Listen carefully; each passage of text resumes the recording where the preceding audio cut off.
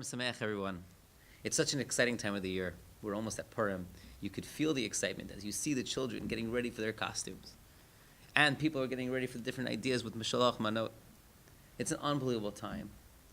But honestly, it's also a very confusing time.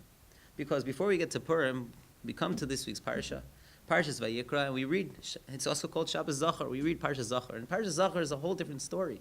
It reminds us of a commandment to eradicate an entire people. Why? It's such an interesting mitzvah. It's so confusing in terms of what is that all about? Why is it necessary? And I'll say even more than that, what's our connection to that mitzvah now? Obviously, we're not going to commit genocide on any individual nation. So how do we relate to it? What can we learn from this idea? And what is our mission in terms of Mechias Amalek at the present time? So I heard an amazing idea from Rabbi Baruch Simon, one of our alumni, and also Rosh Yeshiva in Yeshiva University. And he quotes a variety of different Svarim, but he looks at this week's Parsha, and he says, here's the answer. In Parshas Vayikra, it discusses a number of individuals, or a number of circumstances, when certain sin offerings will be brought, carbon chatas will be brought. And first it speaks about the Kohen Gadol, and then it speaks about the entire Jewish nation. And then finally, it talks about the Nasi, it talks about the Melech. And there's one interesting, very, very interesting difference in language. By the Kohen Gadol and by the entire Jewish nation, it says the language v'im. If he sins, if he comes to sin. But by Melech it doesn't say that. It says asher nasi yachta. That the Melech will sin. That the Melech will sin. What does that mean? We don't have confidence in the Melech. So they explain that no, it's not about that. It's because there's no one above him. Only HaKadosh Baruch Hu. And his gaiva will get to. His gaiva will get to. That's a very interesting idea. Especially now when you think about Amalek. There's a mitzvah that the Gemara in Sanhedrin tells us that there are three mitzvahs when we come into Eretz Yisrael. There's the concept that we have to make a king, we have to destroy Amalek, and we have to build a Beis HaMikdash. There's a discussion amongst the Rishonim in terms of what's the order. But one of the prevailing opinions is that you need a king and then you can wipe out Amalek. Why do you need a king to wipe out Amalek?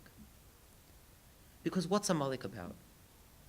Amalek is about the Yetzer Hara to make us sin.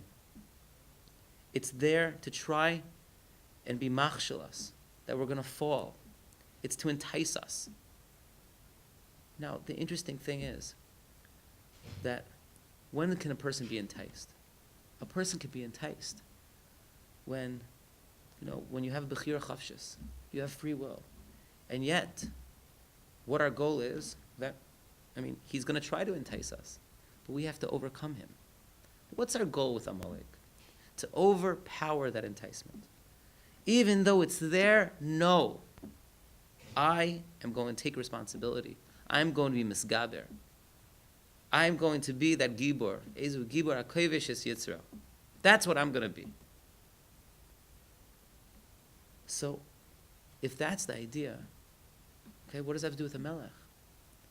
As the Gemara in Harios tells us, what's a melech? A melech is that there's nobody else above him except HaKadosh Baruch Hu. In all honesty, none of us, none of our free will, we all have free will, of course. We all have bechira chavshis.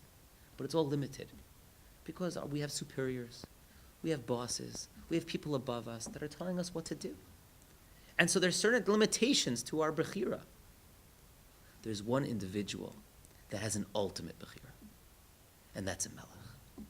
A king has an ultimate bechira. They have no one to answer to except HaKadosh Baruch Hu. Comes along the Torah and is telling us that the Melech is the one that has to fight Amalek. It's the Melech that needs to fight Amalek because that's the only way to truly, truly eradicate Amalek. Amalek will constantly try. The one who has to prove that we can prevail above Amalek is the one who doesn't answer to anybody else except HaKadosh Baruch Hu. that's a person that has an ultimate and true, complete level of Yirah Shamayim. Yirah Shamayim is really what we need. That fear of HaKadosh Baruch Hu. That's why if you think about it, at the end of Parshas Bashalach, we have the first war, first encounter with Amalek. And there's a fascinating thing that happens. They're battling, and what do? The Pasuk tells us that as long as Moshe raised his hands, they were victorious. But as soon as he lowered them, wasn't. What does that mean? How could that be possible? So as Chazal tell us, because when he raised his hands, they were mishabed libam la'avinu shebashamayim. Meaning what? They focused on Yirah Shamayim at that time. They focused on HaKadosh Baruch Hu. Their focus on HaKadosh Baruch Hu helped them prevail against the ultimate enemy that says, give in to your desires, give in to your desires, give in to your, come on, you can do it.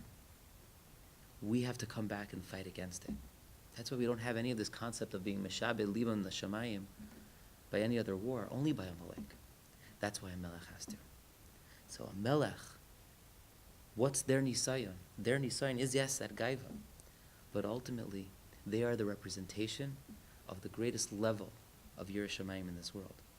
We look to that Melech to help us prevail. Be'ezus Hashem, I think that's a message that we can always take. We're going into Purim. Is again, Kimu v'kiblu HaYehudim. It's a Kabbalah Satorah Purim. We're supposed to take that Kabbalah Satorah. In what way? Well, in one way, certainly. And that is, again, to Meshabed Libeinu L'Avinu Shvashamayim. And Be'ezus Hashem, we should be Zocha as we come to Purim, and as finally we finish Purim, and then we come into Nisan, the Chodesh of Geula. We should all be here, Be'ezrat Hashem, in Eretz Yisrael, B'mher V'Yameinu.